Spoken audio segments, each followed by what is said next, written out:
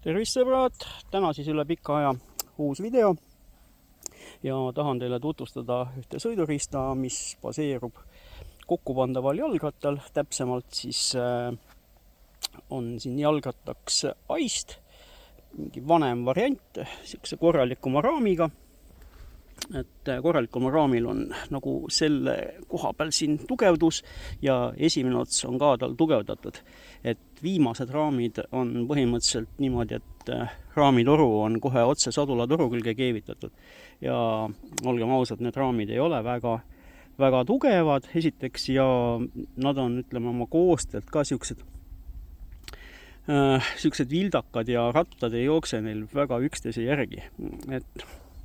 Et baseerub see asi siis vanal Aisti raamil, millel on siis külge aretatud T6 mootor, rahvakeeli siis võrrimootor.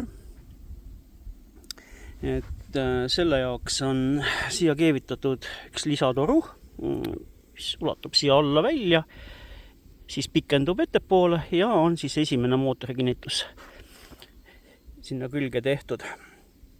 Et see toru ei ole päris otse siit ülevalt alla, vaid vahepeal siit teeb ühe väikse jonksu ja on keeratud nagu veidikene tahapoole. Ja kõik sellepärast, et lihtsalt silinder läheb vastu raami muidu ja küünal ei mahu ka siia ära. Et siin kasutangi nagu väikest küünalt, et siin on sae küünal mul pandud, et see on võimalikult pisikene ja võtab vähe ruumi. Ja töötab suurepäraselt. Nii, et seda mootorit nagu siia panna ja et siin nagu säiliksid ka pedaalid, millega siis saab ka pedaalidega sõita ja pidurdamine, siis on tehtud siin siukene asi, et kogu see pedaali võlli osa on tehtud laiemaks niimoodi, et mootor mahuks siia hammasatta ja siis teise poole selle vända vahele ilusti ära. Aga ja nagu siin ühesõnaga on näha, siis siin ei ole mul originaalpedaalid, Aisti omad, mis olid nagu kiiluga variant, vaid mul on siia pandud mingi lääneratta keskjooks ja siis lääneratta pedaalid ka. Ja ühtlasi on ka see hammasatas veidikene kitsam ja kitsama keti jaoks kui siis see originaal. Aga sellest juba hiljem. Et see keskjooks on siis tehtud niimoodi, et on põhimõtteliselt ühe lääneratta küljest lõigatud kogu see kobakas ära, lõigatud pooleks. Siis korpuse pooled on siis keevitatud nüüd selle Aisti raami külge, et ma saaksin kasutada neid laagripesasid siin, need lääne omasid, ja sellele keskjooksu võllile on pandud siis vahele jupp, ühesõnaga see sai treipingis tehtud, võll pooleks lõigatud ja torust lihtsalt pandud jupikene sinna vahele ja kokku keevitatud tagasi. Ja töötab suurepäraselt kogu see asi. Siis järgmine probleem muidugi selle asjaga on see, et kuna see hammasatas nüüd jääb oma originaalkohast suht eemale tänu sellele mootorile, kuna mootor võtab selle koha ära, siis ma kasutan siin sellist ketti nagu käikudega jalgrattakett, millele võib olla siis üsna suur nagu ütleme siukene hammasataste nihe, kuna seal on käigud on, seal võib olla ees seal kolm hammasatast või rohkemgi ja taga ka igavene patakas. Ühesõnaga selle ketiga saab nagu selle probleemi ära lahendada, et hammasattad ei pea olema üksteise järel, vaid võivad olla päris suure nihkega. Ja et siit kui vaatate, siis see nihe on päris korralik siukene, et umbes siukene 2–3 sentimeetrit ja ka töötab täiesti normaalselt selle ketiga. Ainukene, et tuleb siia teha ka lisapinguti selle keti jaoks, sest kuna on 2 ketti, on siis pedaalide kett nii-öelda ja siis mootori veokett, aga neid ei saa nagu võrdselt pingutada. Et kui üks on pingul, siis teine on lõtt või vastupidi. Sellepärast ongi niimoodi, et siit tagarattast pingutan nagu põhiketti ehk siis mootoriketti ja see kett siis tuleb pingutada nagu selle väikse hammasrattaga siit. Nii, taga on siis kasutatud kauja hammasratast. See kinnitub sinna läbi kodarate. Aga selle paigaldusega on üks väike mure. Nimelt mure peitubki nagu selles, et siin on poldid on nagu 2 raadiusel. Et on välimise raadiuse poldid ja on sisemise raadiuse poldid. Ja sisemise raadiuse poldid lähevad nagu vastu seda rummukorpust. Ehk rummukorpusele tuleb sisse teha, 3 kohast tuleb sisse teha sälk, aga ütleme niimoodi, et viiliga seda pole võimalik teha, sest et see korpus on karastatud ja viil ausalt sinna peale ei hakka. Hea on, kui see rumm on nagu välja võetud, siis saab käiaga need vabastused sinna teha.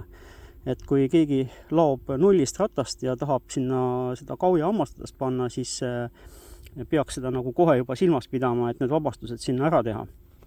Sest pärast neid vabastusi sinna teha on päris suur vaeva. Et mina proovisin ka seal viiliga ja millega iganes on. Ühesõnaga mitte midagi sinna peale ei hakanud. Ainukene, mis sinna peale hakkas, oli plasmalõikura. Et sellega sain siis vaikselt niimoodi ära teha need vabastused. Aga jah, et kui keegi nagu nullist ratast teeb, siis võtke teadmiseks, et need vabastused oleks hea sinna kohe sisse ära käiata. Ja milleks need vabastused nagu vajalikud on vajalikud selleks, et see sisemise raadiuse poldid jäävad nende vabastuste nii-öelda nagu nurkade taha kinni, et see hammasratas ei hakka siin nagu peal pöörlema. Et ühesõnaga ta nagu mehaaniliselt fikseerib selle hammasratta siia ära. Vot. Et muidu jah, põhimõtteliselt saab ka siin 3 poldiga või niimoodi kuidagimoodi kinni panna selle asja, aga see ei ole päris õige. Vot. Et nii nagu ta originaalis on mõeldud, on ikkagi kõige parem.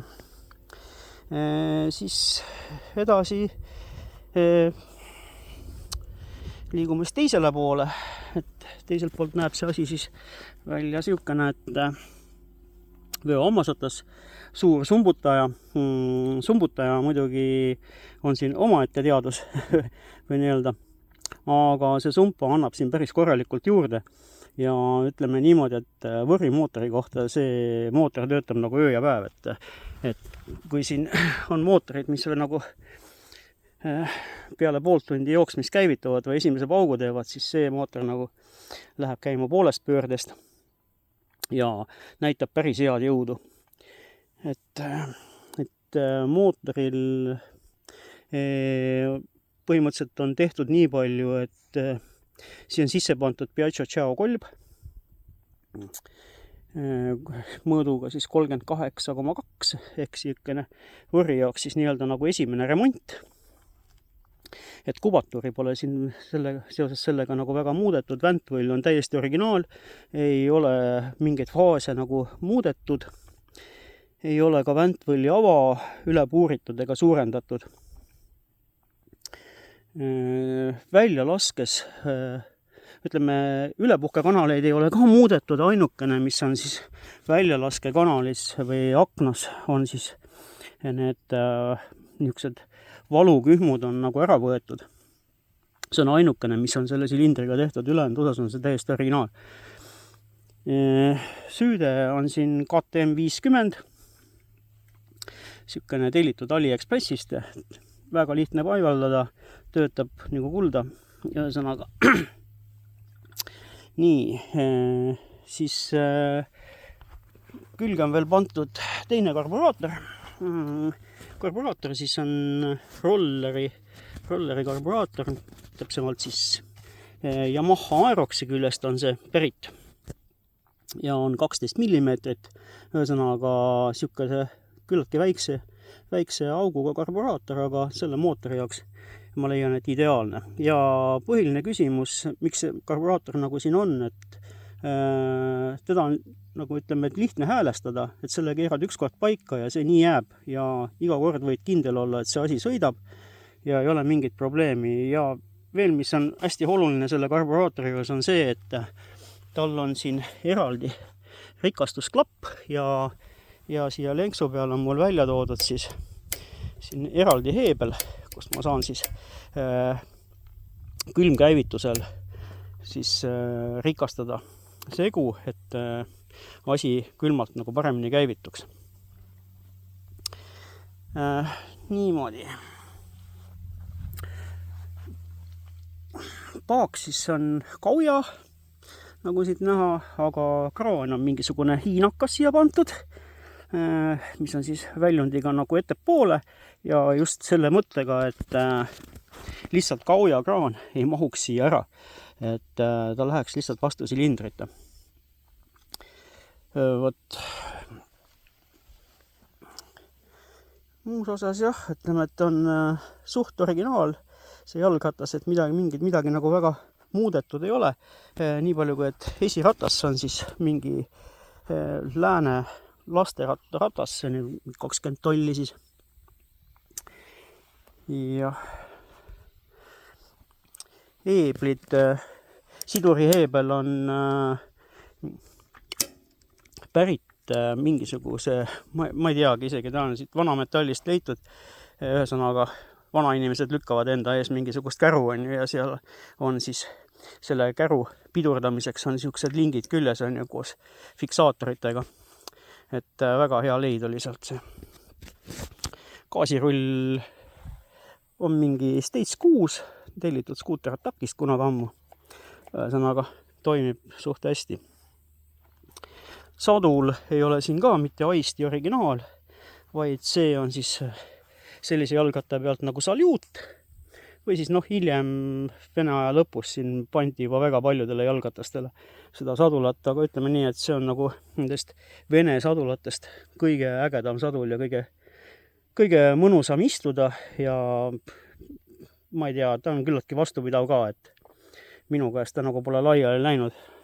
Ainukene rats, mis ma siin tegin, oli see, et keevitasin selle asja siit kinni, et ta ei hakkaks nagu püsti käima, et tal need sakid siit kuluvad ära ja siis ta hakkab siin nii-öelda nagu oma elu elama ja just sellel ajal, kui seda vaja pole. Aga jah, väiksed punktid peale ja asi korras. Vot, mis ma veel tahtsin selle kohta rääkida? Et ega vist ei olegi midagi väga enam lisada, et üldine pilt on nagu selline, et minu soov oli jah just, et saaks selle mootori nagu just siia nagu pedaalide vahele ja võimalikult alla, et see raskuskese oleks võimalikult madalamal. Et mida madalamal raskuskese, seda meeldivam on selle asjaga nagu sõita. Vähemalt minu praktika näitab niimoodi ja nii see ka paraku on. Siis kett jookseb ka siit niimoodi, et keti ülemine pool jookseb siis üle keskjooksu ja alt jookseb siis altpoolt keskjooksu. Siis küljejalg sai siia tehtud. Ühesõnaga, jalg on küll jalgratta oma, aga lihtsalt see asukoht on muudetud, kui originaalis ta peaks olema siin, kuskil siin põhilaua ja sadulatoru selle püstaku vahele. Aga kuna minul on siin igavene jurakas sumpa vantud, siis see jalg paraku sinna ära ei mahu. Ja selle jaoks ma tegin siia alla siukse eraldi kinnituse. Lükkame ta kohe. Ja ühesõnaga on ta nüüd niimoodi hästi kompaktselt, et pedaalid, asjad käivad kõik siit ilusti mööda ja on suht hea ja lihtne kasutada. Ja jalg peab ikkagi nagu asjal olema, et alati saab kuhugile jätta kus seisma jääd, seal saad jala välja sirutada ja panna ta toenajale seisma, mitte et ei pea otsima mingit puud või seina, et kuidagi seda sõidurista nagu ära parkida. Ütleme siis kiiruse poolest on niimoodi, et see mootor teeb kuskil 9000 pööret maksimaalselt ja lõppkiirust mina olen saanud selle ülekande ja nende väikeste ratastega kuskil 40 kilomeetri kandis tunnis, et ausalt öeldes ega nagu rohkem väga vaja ei olegi, aga mis on nagu selle mootori juures äge on see, et seal on räige väändemoment, et nagu madalast otsast käib nii hullult, et noh, et ühesõnaga ta on täitsa nagu äge sõita, et ma siin ise seda aeg-ajalt võtan ja teen jälle ühe nii-öelda nagu motivatsiooniringi ja panen ta siis jällegi seisma kuni järgmise korrani. Et jah, siukene hästi huvitav ja lõbus sõiduriist see ainult, et jah, et kes tahab, võite järgi ehitada. Et nüüd ma olen siin nagu põhiasjad ära rääkinud, et mis raskused teid nagu ees ootab, et jah, muidugi võib panna selle mootori kuhugile siia ülesse, aga ausalt öeldes see näeb siukene väga kodukootud välja ja mina siukest teed minema ei hakanud ainult, et YouTube on siuksi väärakaid täis, ühesõnaga, et minu lahendus on selline. Aga teeme siis väikse proovisõidu ka, et siin üks video jäigi niimoodi, et tutvustasin masina ära, aga sõitu nagu ei järgnenudki, et teeme siis väikse ringi ka ja jääme siis nägemist kuni järgmine kord.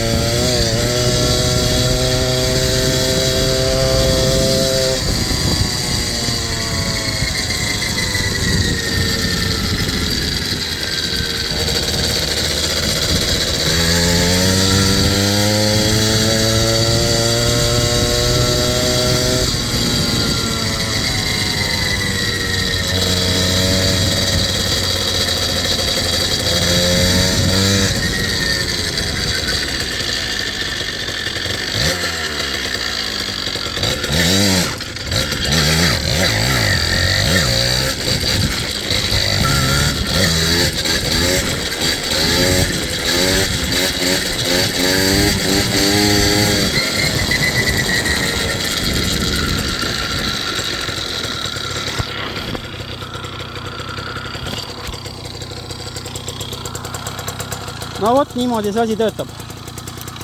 Et kohtume siis järgmisel korral. Ja siis räägime mingitest järgmistest asjadest. Aga selleks korraks kõike head.